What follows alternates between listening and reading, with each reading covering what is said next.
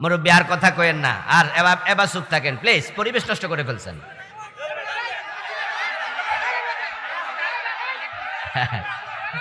আপনারা এবার চুপ থাকেন।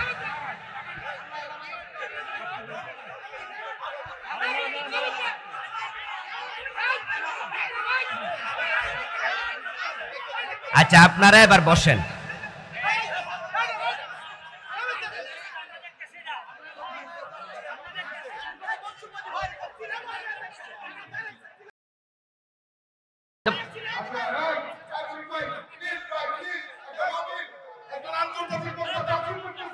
আচ্ছা হয়েছে, যা হয়েছে হয়েছে, শেষ। এবার থামেন প্লিজ। এই ভাই বসেন। এই আপনারা কি বদদোয়া নিতে চান নাকি? তাহলে কি শুরু করছেন কি? কোরআন হাদিসের কথা চলছে, এত ফাজলামি করলে তো হবে না। এই মুরব্বীও এটা ভুল করছে, এত চিৎকার দিয়ে পরিবেশটা আপনি নষ্ট করা ঠিক হয় নাই। এত চিৎকার দেওয়া ভালো নয়। আল্লাহ বুঝদান করুক, বলেন আমিন। এটা অবুঝের কাজ হয়ে গেছে। আচ্ছা শোনেন, এই মাঝখানে 3-4-5 মিনিট যে বললো হুজুর এগুলো তো কন, এগুলো তোমাদের প্রাপ্য, এগুলো বলা উচিত। তোমরা করতে পারবা আর আমরা বলতে পারবো না। সামনের দিকে এই বাংলা যারা চাঁদাবাজি করবে, জুলুম করবে, একইভাবে প্রতিরোধ করা হবে। এক ইঞ্চি জমি আর ছাড় দেওয়া হবে না। সারা বিশ্বে স্বৈরাচারের পতন শুরু হয়ে গেছে। বাংলাদেশে যেমন একজন নেতাকে তারা এই দেশে গুরু ঠাকুর বানিয়ে ছেড়ে দিয়েছিল, ইব্রাহিম নবী জাতির বাবা, জাতির পিতা, ওই পরিচয় জাতিকে তারা ভুলিয়ে দিয়েছিল। আরেকজনকে জাতির বাবা, জাতির বাবা, জাতির পিতা বলতে বলতে ইব্রাহিমকে সরিয়ে দিয়েছে। ওই জাতির পিতার গলায় রশি লাগাইয়া মানুষ মূর্তি মাটিতে ফেলেছে, মাথায় উঠে পাবলিক প্রস্রাব করে দিয়েছে। আপনার সামনে যদি কোনো ইসলাম বিরোধী কাজ হয়, মুসলমান হিসাবে প্রতিরোধ করার জন্য সেখানে মাথা তুলে দাঁড়ায়া যেতে হবে। এবার যে অগাস্ট বিপ্লব হলো, যদি আমাদের দেশের ছাত্র জনতা এই পতিত স্বৈরাচার জালেম সরকারের বিরুদ্ধে ঐক্যবদ্ধ হয়ে না দাঁড়াতো, তাহলে বিপ্লব হতো না, ঠিক না? দাঁড়াইছে, হয়ে গেছে। আমার প্রিয় ভাই,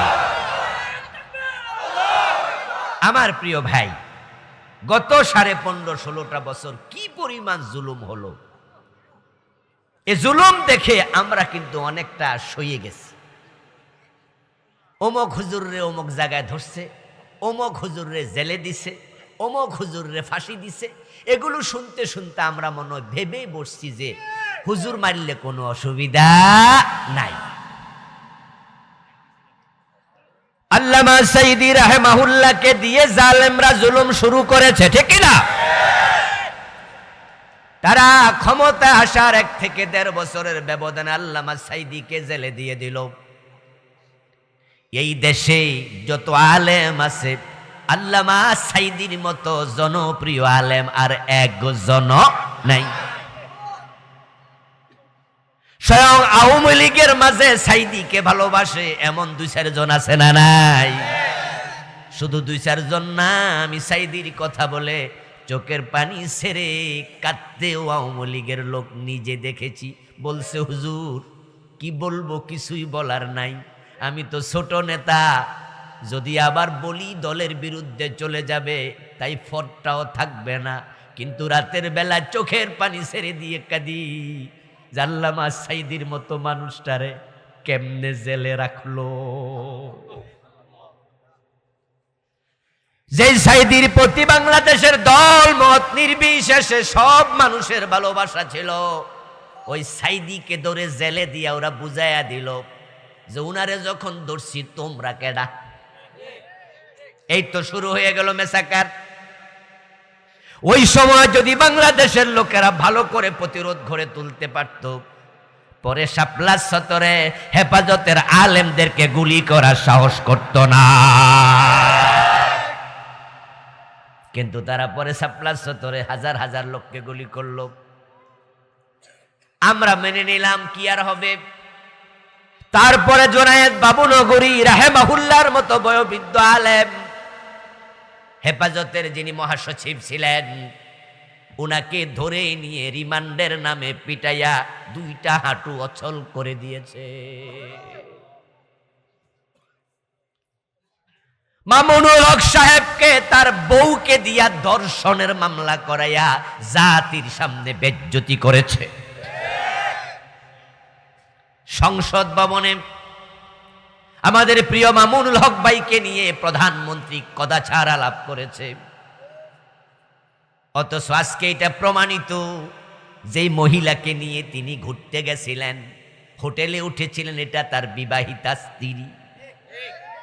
আচ্ছা, আমার বউকে নিয়ে আমি কি ঘুরতে পারবো না? আমি বেড়াতে যেতে পারবো না? সাথে কি আমাকে বিয়ের কাবিননামা নিয়ে ঘুরতে হবে নাকি? আমার প্রিয় ভাইয়েরা, আমরা কি দেখলাম? একের পর এক আলেমদের উপরে তারা জুলুম করতেছিল। শুধু আলেম নয়, ইসলামী দলের তারা 11 জন নেতাকে ফাঁসিতে ঝুলিয়েছে। তাদেরকে তারা যুদ্ধাপরাধী বলে মিথ্যা মামলা দিয়েছে। তার মাঝে 2 জন ছিল সাবেক মন্ত্রী। এই দেশের মানুষ সাক্ষী, তারা 5 বছর মন্ত্রণালয় চালাইছে। পরবর্তী Fakhruddin Moinuddin government torch light দিয়া, মাইক্রোস্কোপ দিয়া খুঁজছে, ওই 2 মন্ত্রীর মন্ত্রণালয়ে 1 টাকার দুর্নীতি পায়। আপনারা কি তার সাক্ষী নাও? 1 টাকা দুর্নীতি পাইছে? এবার একটু বলুন তো, মন্ত্রী হিসাবে টাকা লুটপাট করার সুযোগ মন্ত্রীদের আছে না নাই? আমাদের নেতৃত্ব নিজে বললেন তার বাড়ির ফিয়ন নাকি 400 কোটি টাকার মালিক। বলে নাই? উনার ফিয়ন যদি 400 কোটি টাকা লুটপাট করে, আর ওরা 2 জন ফুল মন্ত্রী 1 টাকা খাইল না, এই যে 1 টাকা লুট করে নাই, এতে বোঝা যায় তাদের অন্তরে আল্লাহর ভয় আছে। আর যাদের অন্তরে আল্লাহর ভয় থাকে, তারা মানুষের বাড়িতে আগুন কেমনে দেয়? যারা আল্লাহকে ভয় করে তারা কেমনে ধর্ষণকারী হয়? যারা আল্লাহরে ভয় করে 71-এ তারা কেমনে মানুষ খুন করে? আল্লাহকে ভয় করে যারা 1 টাকা লুটপাট করে না, ওই মানুষগুলোর তাকওয়া তাদেরকে খুন খারাপি থেকে হেফাজত করে। আমরা বুঝেছি আসলে তাদের উপরে শুধুমাত্র জুলুম হয়েছে আল্লাহর জমিনে আল্লাহর কোরআনের আইনের কথা বলার কারণে। ইয়া আইয়ুহার রাসূলু বাল্লিগ মা উনজিলা ইলাইকা মির রাব্বিক।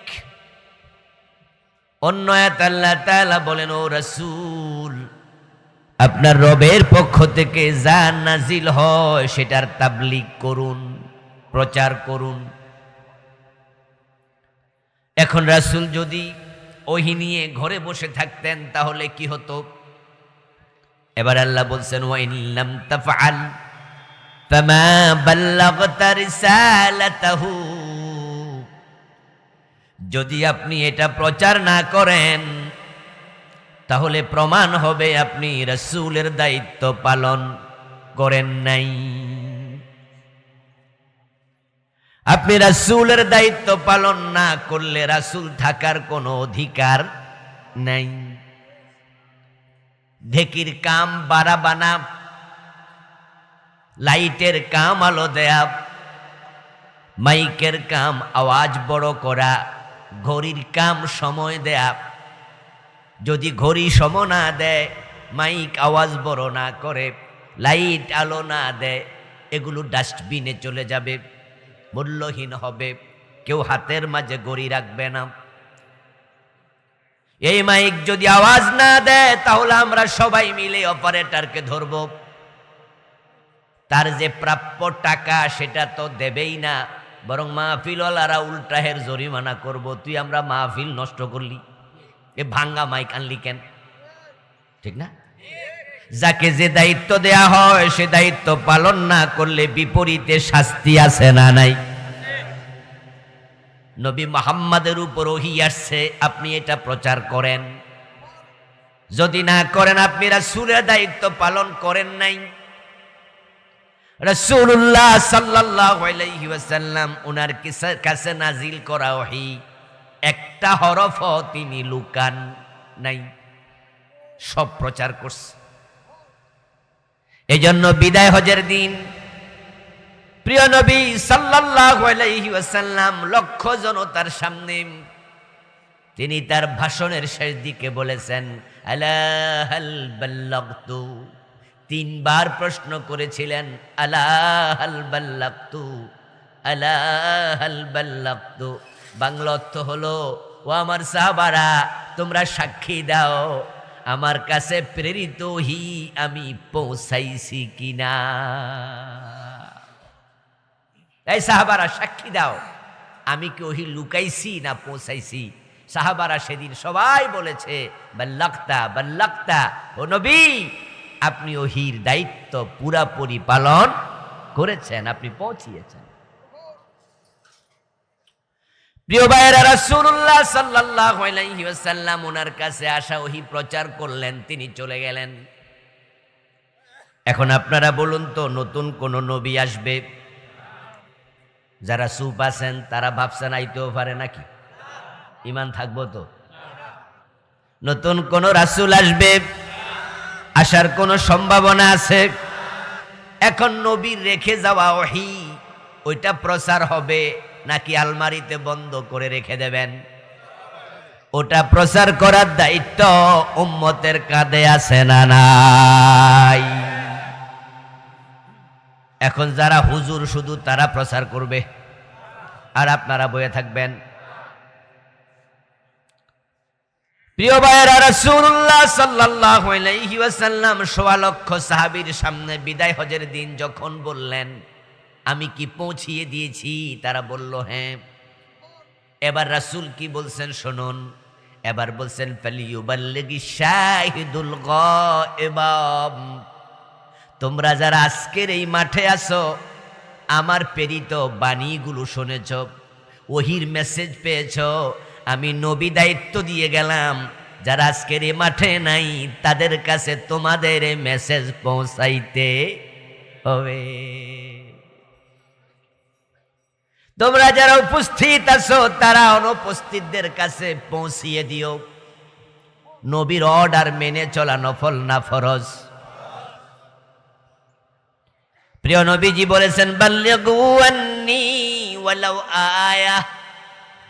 আমি নবী থেকে যদি তুমি একটা আয়াত, একটা মেসেজ শোনো, তোমার দায়িত্ব হলো যারা জানে না, শোনে নাই, তাদের কাছে এটা পৌঁছিয়ে দিতেই হবে। যদি আল্লাহর নবীর সাহাবারা ইসলাম মানুষের কাছে পৌঁছানোর দায়িত্ব পালন না করতেন, তাহলে আরবের ইসলাম এ ভারত পর্যন্ত আসতো না। এ ভারত উপমহাদেশে সাহাবারা কি আসে নাই? জানেননি আপনারা? যারা জানেন তারা বলেন, সাহাবারা কি আসে নাই? ব্যবসা বাণিজ্য করার জন্য আসে নাই, আসছে দিনের দাওয়াত দেওয়ার জন্য। তবে তারা ব্যবসায়ী ছিলেন, তাই আসার সময় কিছু ব্যবসায়ের মালামালও নিয়ে আসছে, কারণ পেট তো চালাতে হবে। যদি সাহাবারা, পরবর্তী তাবিইনরা, তাবে তাবিইন, মুজাহিদেরা, দাঈরা শুধু ব্যবসা করার জন্য দেশে আসতেন, ব্যবসা শেষে আবার ফিরে চলে যেতেন নিজ দেশে। কিন্তু দেখা যায় যে না, সাহাবারা তামাম দুনিয়ার বিভিন্ন দেশে দাওয়াত দেওয়ার জন্য, প্রচারের জন্য ছড়াইয়া গেছে, এবং তাই সাহাবারা আর ফিরে যায় নাই। পৃথিবীর বিভিন্ন দেশে সাহাবীদের কবর পাওয়া যায়। ও দোস্ত, বিজয় হজের দিন ১,১৪,০০০-এর মতো সাহাবী উপস্থিত ছিল। ইতিহাসবিদরা বলে কম বেশি ১৬ লাখ। মদিনা কেন্দ্রিক সাহাবী ছিল রাসূলের যুগে সবচেয়ে বেশি, কারণ ৮ম হিজরি পর্যন্ত যেই যেখানে মুসলমান হতো তাকে হিজরত করে মদিনায় আসতেই হতো। হিজরত ছিল ফরজ। ৮ম হিজরিতে যখন মক্কা বিজয় হয়ে গেল, এবার প্রিয় নবী বললেন, লা হিজরাতা বাদাল ফাতহি ওয়ালাকিন জিহাদুন ওয়া নিয়া ফাইজাস্তুনফিরতুম ফানফিরু। রাসূলুল্লাহ বলে মক্কা বিজয় হয়ে গেছে, এখন আর হিজরত ফরজ না, যে যেখানে মুসলিম হও সেখানেই থাকো, তবে হিজরত করার মতো, জিহাদ করার মতো নিয়ত মনের মাঝে লালন করো, হিজরত আর লাগবে না। অষ্টম হিজরি পর্যন্ত হিজরত ফরজ ছিল, তাই পৃথিবীর যে যেখানে কালেমা পড়েছে মদিনায় হিজরত করতে হয়েছে। অষ্টম হিজরিতে মক্কা বিজয় হলো, নবম হিজরিতে হজ ফরজ হলো, দশম হিজরিতে রাসূল হজ করলেন, 11 হিজরির রবিউল আউয়ালে রাসূল মরে গেলেন। ইতিহাস বিশ্লেষণ করলে দেখা যায় মদিনা কেন্দ্রিক সাহাবী ছিল বেশি।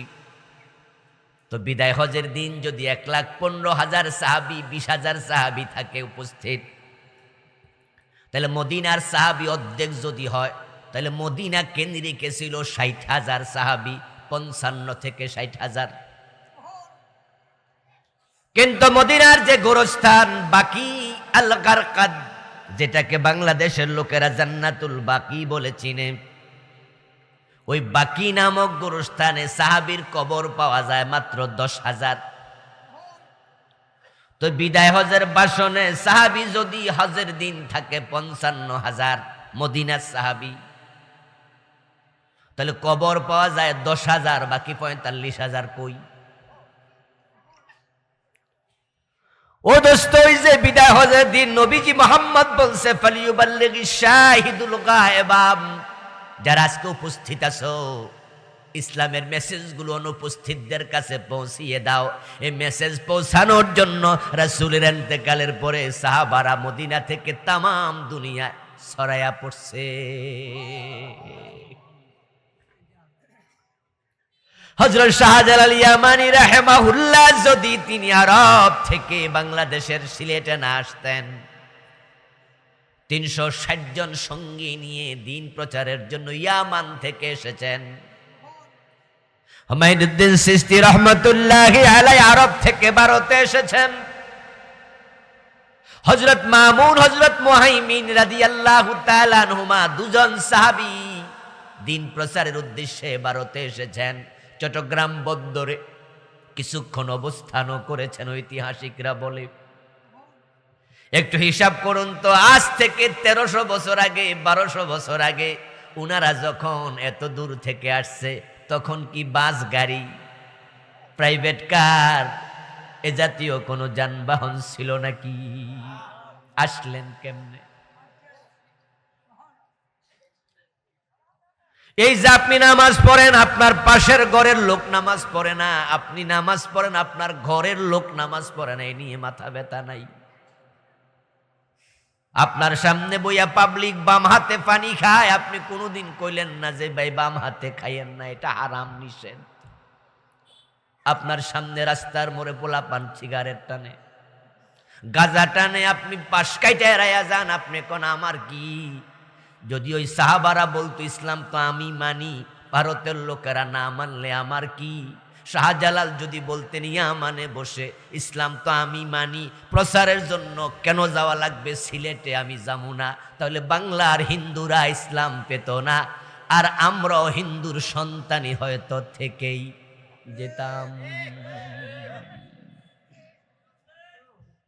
শাহজালাল রহমতুল্লাহের হাতে এদেশে কি হাজার হাজার হিন্দু মুসলমান হয় নাই? মাইনুদ্দিন চিশতির হাতে কি লাখ লাখ হিন্দু মুসলমান হয় নাই? হিসাব করে পিছনে যান, হতে পারে আজ থেকে 700 বছর আগে, 800 বছর আগে আপনার আমার পরদাদা পূর্বপুরুষ মুসলমান ছিলই না। আমরা জানি, বলতেছিলাম কি কথা জানি, সাহাবারা তাবিরা যদি এদেশে না আসতো, তাহলে হয়তো আমাদের বাপদাদাও ইসলাম পেত না, আমরাও পেতাম না। এ কথাগুলো কেন বলছি? যে আমরা আজকে ইসলামের প্রচারের দায়িত্ব সব হুজুরদের কান্দে দিয়া আমরা চুপ করে থাকি, এটা কিন্তু ঠিক মোটেও না। ইসলাম প্রচারের দায়িত্ব রাসূল কিন্তু শুধু আলেমদেরকে দেন নাই, উনার বিদায় হজের ভাষণের দিন যত সাহাবী ছিল সকলকে দিছে। আপনারা বলুন তো, সাহাবাদের মাঝে রাখাল ছিল কিনা? সাহাবাদের মাঝে কম শিক্ষিত লোক ছিল কিনা? সাহাবাদের মাঝে কৃষক ছিল কিনা? সবাই কি বড় বড় মুহাদ্দিস ছিল?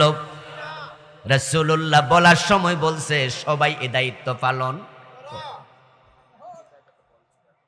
এই বাংলাদেশের দিকে তাকালে আপনারা দেখতে পাবেন যে এখানে দুর্গাপুর আছে, কৃষ্ণপুর আছে, শুভপুর আছে, লক্ষ্মীপুর আছে, ব্রাহ্মণপাড়া আছে, ব্রাহ্মণবাড়িয়া আছে, আসেনি? এগুলো কি মুসলমানের নাম না হিন্দুর নাম? এই শব্দগুলো প্রমাণ করে যে এই দেশে হিন্দু বসতি সংখ্যাই বেশি ছিল। কিন্তু এখন দেখবেন খুঁজে আমার নিজের গ্রামের নামও দুর্গাপুর, অথচ আমার গ্রামে একজন হিন্দু এখন নাই। কিন্তু প্রমাণ করে গ্রামের নাম, যারা গ্রাম বানাইছে শুরুতে তারা মুসলমান ছিল না, থাকলো তো আর দুর্গার নামে গ্রামের নাম রাখতো না। আমার বড় ভাইকে বিয়ে করিয়েছি, গ্রামের নাম লক্ষ্মীপুর, ওই গ্রামও একজন হিন্দু নাই। আমার পাশে গ্রামের নাম কৃষ্ণপুর, একজন হিন্দু নাই। এই নামগুলো প্রমাণ করে এক সময় হিন্দু ছিল। শাহজালাল, শাহপরান, শাহ মাকদুম, খানজাহান আলী রাহেমাহুমুল্লাহ ওই আরব থেকে যদি এই ভারত উপমহাদেশে না আসতেন তাহলে এই গ্রামের হিন্দুগুলো মুসলমান হতো কেমনে? নবীকে আল্লাহ বলে উতলু মা উহিয়া ইলাইকা মিনাল কিতাব, ও নবী যেই কিতাব আপনার কাছে আসলো আপনি এটা প্রচার করেন। রাসূল প্রচার করেছেন, সাহাবীদেরকে দায়িত্ব দিলেন, তারাও প্রচার করলো। এখন আমরা মুসলমান, এই দায়িত্ব আমাদের পালন করতে হবে। তাই যে যতটুকু জানেন ততটুকুই বলেন, ততটুকু করেন। গতকালকে আমি ভিডিওতে দেখলাম বাসারের বাবার মূর্তির মাথায় প্রস্রাব করে। এগুলো তো আমাদের জন্য শিক্ষণীয় আছে না নাই? আমার বন্ধু, নবীজি মুহাম্মদ সাল্লাল্লাহু আলাইহি ওয়াসাল্লাম দ্বীন প্রচার করলেন, সাহাবারা সেই কাজটা করলেন। এখন সেই কাজ আমাদেরকেও করতেই হবে। যারা এই কাজ করছেন না তারা আপনার দায়িত্ব পালনে ব্যর্থ। নবী মুহাম্মদ কাল্লা বল ওয়া ইল্লাম তাফআল ফামা বাল্লাগতা রিসালাতাহু। ও প্রিয় নবী, যে মেসেজ, যে ওহী আপনার কাছে আসছে, যদি সেটা আপনি প্রচার না করেন তাহলে আপনি নবুয়তের দায়িত্ব পালন করেন নাই। এখন উম্মত হিসাবে যদি আমরাও সে মেসেজগুলো প্রচার না করি, প্রমাণ হবে উম্মতের দায়িত্ব আমরা পালন করি নাই। উম্মত যদি থাকতে চান ইসলামের প্রচারে আত্মনিয়োগ করতে হবে, ঠিক না? আপনার সন্তান যদি বেনামাজি হয় আপনাকে আল্লাহর কাছে জবাব দিতে হবে না? হ্যাঁ, দায়িত্ব আপনাকে দেয়া হয়েছে। قال رسول الله صلى الله عليه وسلم مروا أولادكم بالصلاة وهم أبناء 7 سنين واضربوهم عليها وهم أبناء 10 سنين। প্রিয় নবীজি বলেন, তোমরা তোমাদের সন্তানদেরকে নামাজের আদেশ করো যখন তাদের বয়স হবে 7, নামাজের জন্য শাসন করো বয়স হবে যখন 10। আপনি বাবা, আপনি নামাজে যান ফজরের টাইমে, কিন্তু আপনার সন্তান যুবক, কলেজে পড়ে, ইউনিভার্সিটি পড়ে, আপনার যুবতী মেয়ে, আপনার নিজের বউ ঘরে ঘুমায়া থাকে, মসজিদ থেকে ফিরে এসে দেখেন এখনো তারা ঘুম থেকে ওঠেই নাই। আপনি নামাজ পড়ে জান্নাতে চলে যাবেন কেমনে ভাবেন? যদি ইসলাম নিজে নিজে মেনে জান্নাতে চলে যাওয়া যেত, হযরত শাহজালাল তার সিলেটে আসতো না। যদি ইসলাম নিজে নিজে মানলেই জান্নাত পাওয়া যেত, নবী নূহ আলাইহিস সালাম পাবলিকের দুয়ারে ইসলাম প্রচার করতে গিয়ে মাইরি খাওয়া লাগতো না, একা একাই জান্নাত পেয়ে যেত। قال رسول الله صلى الله عليه وسلم ألا كلكم راع وكلكم مسؤول عن رعيته। প্রিয় নবীজি বলেছেন, তোমরা সকলে দায়িত্বশীল, তোমাদেরকে দায়িত্বের ব্যাপারে অবশ্যই প্রশ্ন করা হবে। কুনতুম খায়রা উম্মাহ উখরিজাত লিন্নাস, তোমরা সৃষ্টির মাঝে সেরা, তোমাদেরকে মানুষের জন্য বানাইছি। অন্য মানুষ ইসলাম মানল কি নাম, এ নিয়ে তোমাকে মাথা ঘামাতেই হবে। তা'মুরুনা বিল মা'রুফ ওয়া তানহাউনা আনিল মুনকার, আমি তোমাকে সেরা বানাইয়া একটা শ্রেষ্ঠ দায়িত্ব দিছি, সেটা হলো সৎ কাজের আদেশ করো, অন্যায় দেখলে প্রতিরোধ করো। আমাদের রাসূল দ্বীনের দাওয়াত দিয়েছেন, আলহামদুলিল্লাহ ওহির মেসেজ পৌঁছিয়েছেন। এবার একটা প্রশ্ন করি, প্রিয় নবী যে ওহির দাওয়াত যখন দিলেন তখন কি ওহির কিছু লুকাইছে নাকি পুরা দিছে? পুরা দিছে তো, যে লুকাইলে কি আমরা পুরা কোরআন পাইতাম? কোরআন রাসূলের উপর যখন নাজিল হয় এটা কি কাগজে লেখা নাজিল হয়েছে না কলবে? তো রাসূল যদি কিছু লুকাই রাখতেন তাহলে তো আবু বকর ওমর জানতো না যে লুকাইছে।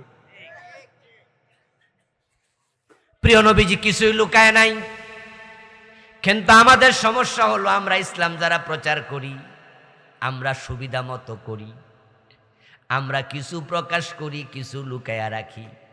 তাই দেখবেন অনেক হুজুর বাংলাদেশে পাবেন বক্তা, পীর, খতিব নামাজের ওয়াজ করে, রোজার ওয়াজ করে, হজের ওয়াজ করে, যাকাতের ওয়াজ করে, জিকিরের ওয়াজ করে, পর্দার ওয়াজ করে, কিন্তু চোর ধরে হাত কাটো, ডাকাত ধরে শুলে দাও, জেনা করলে পাথর মারো, মদ খাইলে 100 বেত লাগাও, জমিন যার আইন চলবে শুধুই তার।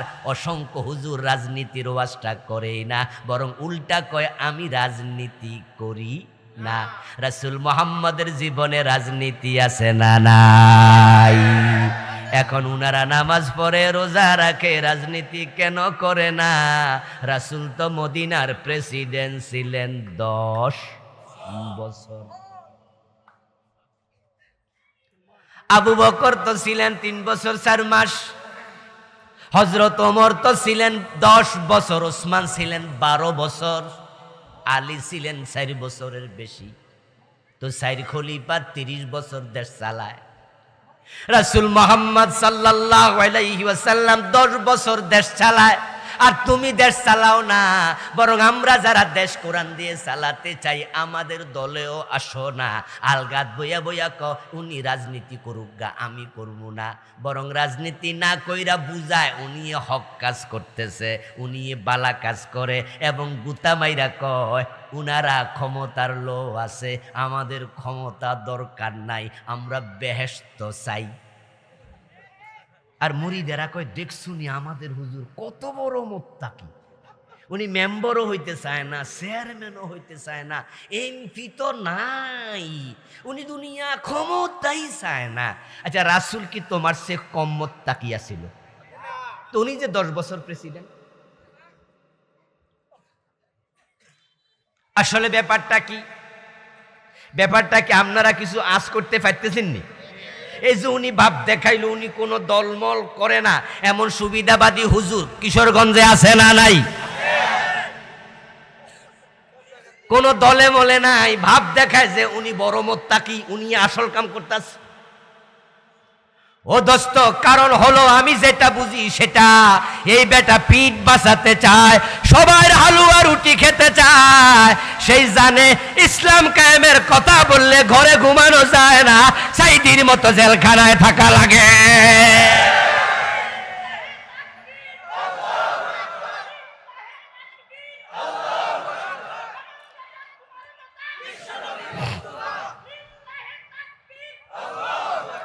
আমার প্রিয় ভাই, আপনারা বলুন তো, যাদের বিবেক ভালো আছে বেছেন নাই, নিজের কাছে আছে। কিছু লোক আছে কিন্তু বিবেক বেচে লাইছে, আছে না? কিছু দলের কাছে বিক্রি করে দিছে বিবেক, গোষ্ঠীর কাছে বিক্রি করেছে, টাকা পয়সার কাছে, চাকরির কাছে বিবেক বিক্রি করেছে। কিছু লোক আছে কাঙ্গাল হতে পারে, রিকশাওয়ালা। আমি এবার আন্দোলনে দেখেছি, অগাস্টের আন্দোলনে দেখেছি রিকশাওয়ালা প্রতিবাদ করেছে, এবং রিকশাওয়ালা কিন্তু আন্দোলনে শহীদ হয়েছে, এমন ঘটনাও। এই যে বগুড়া একজনকে দেখলাম যে মহিলার পেটে বাচ্চা, তার স্বামী রিকশাওয়ালা শহীদ হয়ে গেছে। এই বাচ্চাটা কয়দিন আগে হয়েছে। রিকশায় করে শহীদের লাশ টানছে এমন রিকশাওয়ালা আছে। আমার প্রিয় ভাইয়েরা, কিছু লোক আছে যেই লোকগুলো হক কথা বলে, বিবেক বেছে নাই। আপনাদের যদি বিবেকটা নিজের কাছে থাকে একটু জবাব দিয়েন। আল্লামা সাইদি রহমতুল্লাহ আলাই, উনি যদি ইসলামী রাজনীতি না করত, উনাকে কি জেলে দিত? ওই হুজুররা বোঝে যে ইসলামী রাজনীতি করলে সাইদির মতো জেলে যাওয়া। আমার বন্ধু আলেম ওলামা 10টা মামলার আসামি, 20টা মামলার আসামি। মামুনুল হক সাহেব, যার কথা তখন বললাম, ইন্ডিয়ার বিরুদ্ধে বাঘের মতো হুঙ্কার দিছিল। মোদি যখন বাংলাদেশে আসতে চাইল, তখন তিনি মোদি বিরুদ্ধে আন্দোলন করলেন এবং মোদির বিরুদ্ধে কথা বলার কারণে তার দলের কয়েকজনকে গুলি করে শহীদ করে ফেলল। তারপরে ইন্ডিয়ার ইশারায় মামুনুল হককে অ্যারেস্ট করলো, বউ দিয়ে মামলা দেয়ালো। ইসলামী আন্দোলন তিনি করেন, বুক ফুলায়া কথা বলেন, কাউকে কেয়ার করেন না। উনিও যদি শুধু নামাজ রোজা হজ জাকার ওয়াজ করতো, জাকাতের ওয়াজ করতো, জিকির আজকার করে ফিরালি কইরা মুরিদ বানাতো, মামুনুল হককেও জেলে দিত না। তাই যারা সুবিধাবাদী তারাই ইসলামী রাজনীতি করে না। রাসূলুল্লাহর ইসলাম কি অর্ধিক্কা ইসলাম না পূর্ণাঙ্গ ইসলাম? তো পূর্ণাঙ্গ ইসলাম হলে আপনি ইসলামে কি রাজনীতি নাই? তো এটার থেকে আপনি দূরে থাকেন কেমনে? ইসলামের ভিতর অর্থনীতি আছে, সমাজনীতি, শিক্ষানীতি, চিকিৎসা নীতি। তো সব যদি থাকে, শুধু রাজনীতিটা নাই, এটা মন মতো করবেন। প্রিয় নবীজি ইসলাম পূর্ণাঙ্গ প্রচার করেছেন। আপনাকে আমাকে পূর্ণাঙ্গ ইসলাম প্রচার করা লাগবে। এটা হলো আল্লাহ তাআলার প্রথম মেসেজ। এবার দ্বিতীয় মেসেজ হলো আকিমিস সালাম, নামাজ কায়েম করো। ইন্নাস সালাতা তানহা আনিল ফাহশাই ওয়াল মুনকার, নিশ্চয়ই যে নামাজ পড়ে, নামাজ তাকে অন্যায় থেকে ফিরায়া রাখে। কে বলেছেন? একটু আওয়াজ করে বলুন না, বলেছেন কে? অন্যায় থেকে নামাজ ফিরায়। ইন্নাসসালা, ইন্না অর্থ হলো নিশ্চয়ই, আসসালাত মানে নামাজ। নামাজ তানহা বিরত রাখে, ফিরায়া রাখে, আনিল ফাহশাই ওয়াল মুনকার, গর্হিত কাজ থেকে, অন্যায় কাজ থেকে। আমার আল্লাহ বলে নামাজ পড়ো, নামাজ তোমাকে অন্যায় থেকে বাঁচাবে। বাংলাদেশে এই আয়াতটার বাস্তবতা একটু কম দেখা যায়, বরং আমরা দেখি নামাজও পড়ে সুদও খায়, নামাজও পড়ে ঘোষও খায়, নামাজ পড়ে ওজনে কম দেয়, নামাজ পড়ে মালে বেজাল দেয়। আজকের মাহফিলে 2-4 জন নামাজি সুদে টাকা লাগায়া রাখছে, এমন আছে না নাই? উনার নামাজ উনাকে সুদ থেকে ফিরাতে পারে নাই।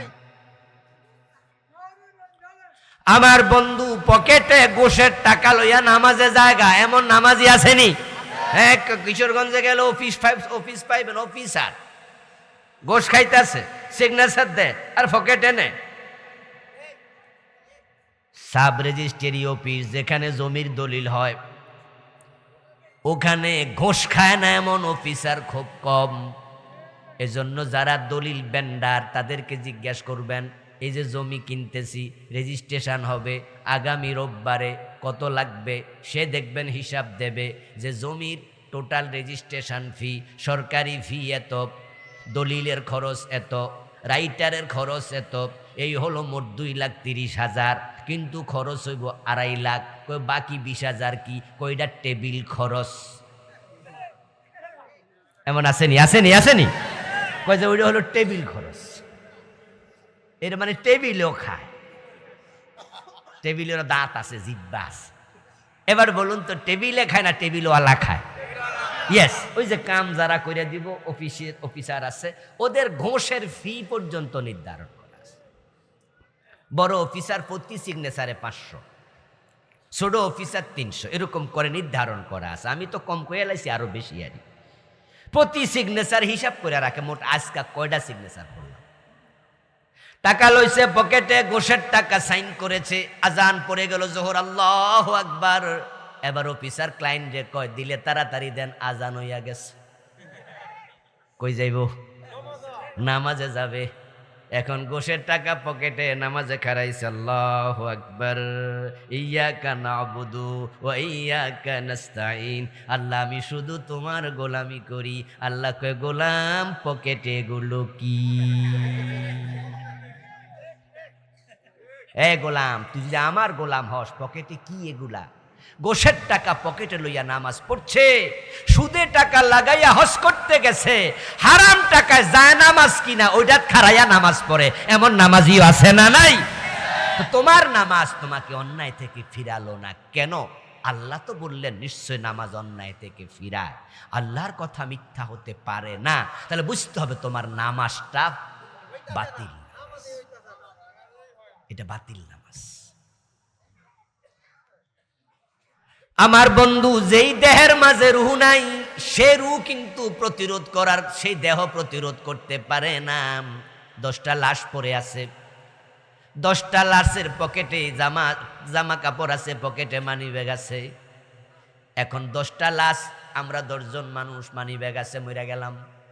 এখন আমাদের সাথে 20টা হাত আছে, কিন্তু একজন লোক চোর আইসা, ডাকাইত আইসা যদি মানি ব্যাগ কাইরা নেয়, এ মরা লাশের হাত উঠবে নাকি? বাধা দেবে নাকি? কারণ রুহ নাই, দেহ কাজ করে না। তোমাদের যাদের নামাজ রুহ নাই, আল্লাহ পর্যন্ত যায় না, ওই নামাজ তোমাকে অন্যায় থেকে ফিরাতে পারবে না।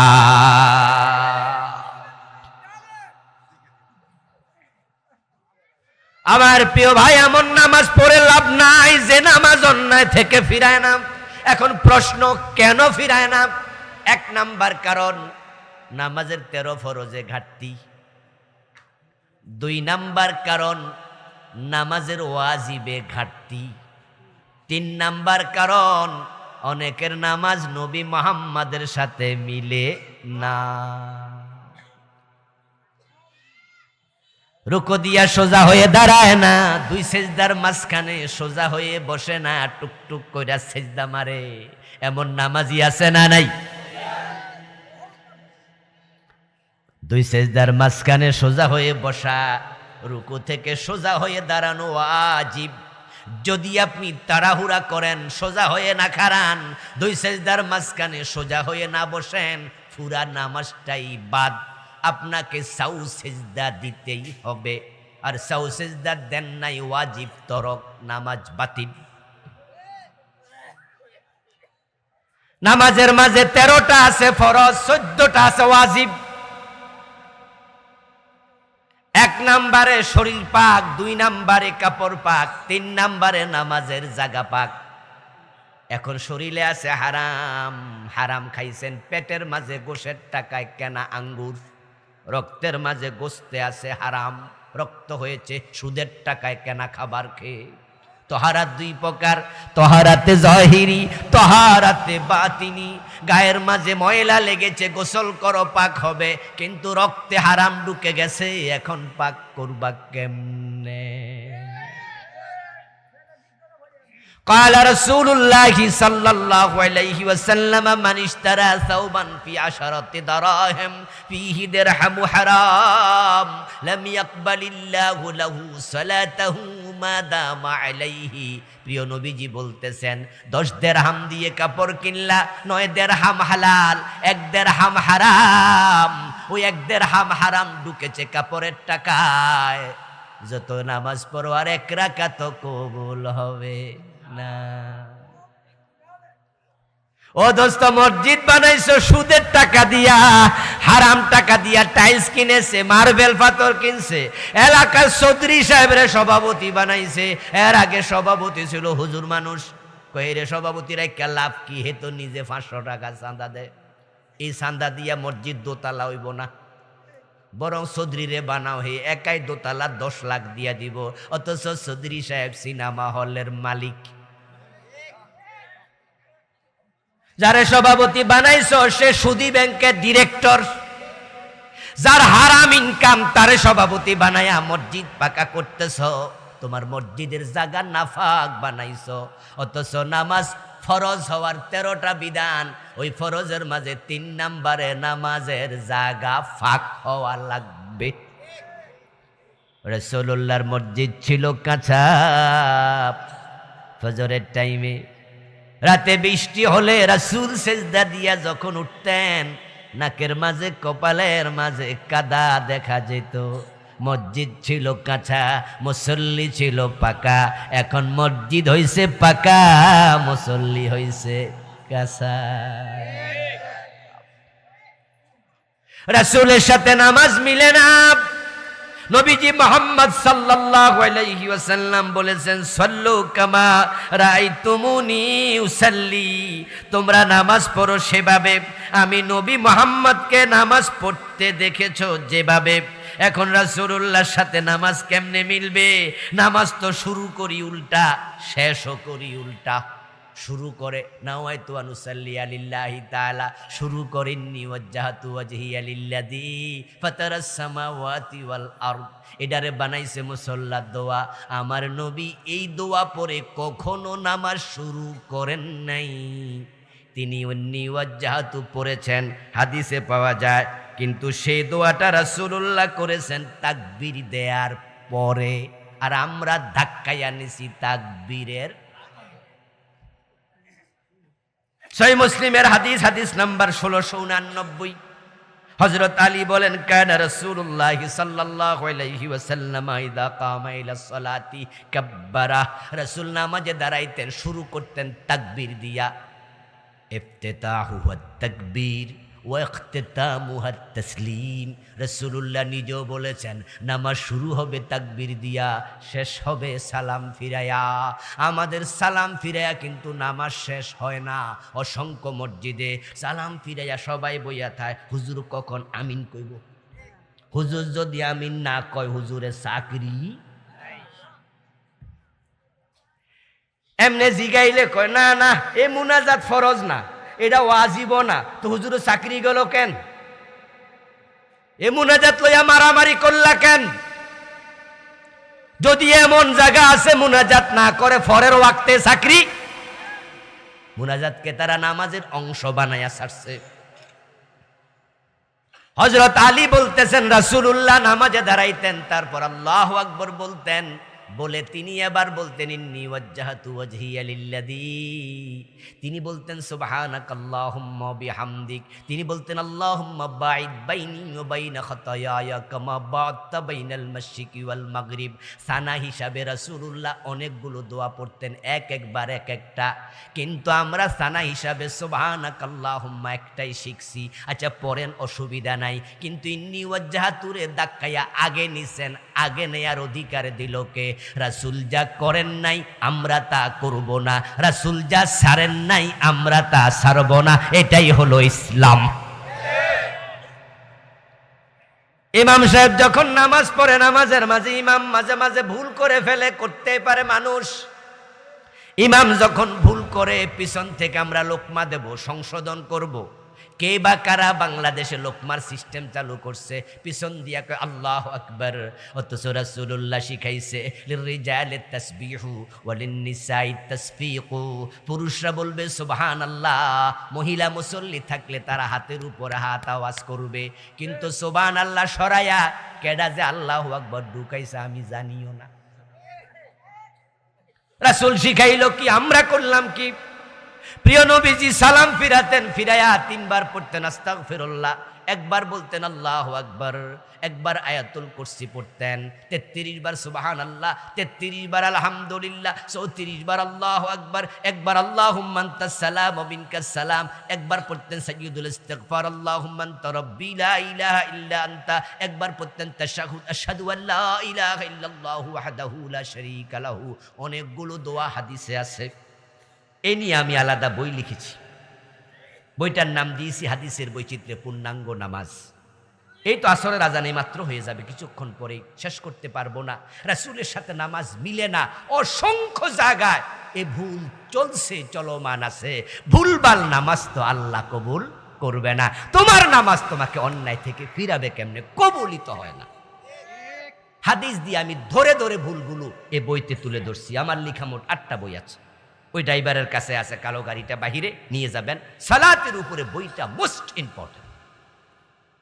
আমার রাসূল বলতেছেন, যে ব্যক্তি সালাম ফিরানোর পরে ফরজ নামাজের পরে প্রতিদিন আয়াতুল কুরসি পড়ে, তার মাঝে আর জান্নাতের মাঝে ব্যবধান শুধু তার মৃত্যু।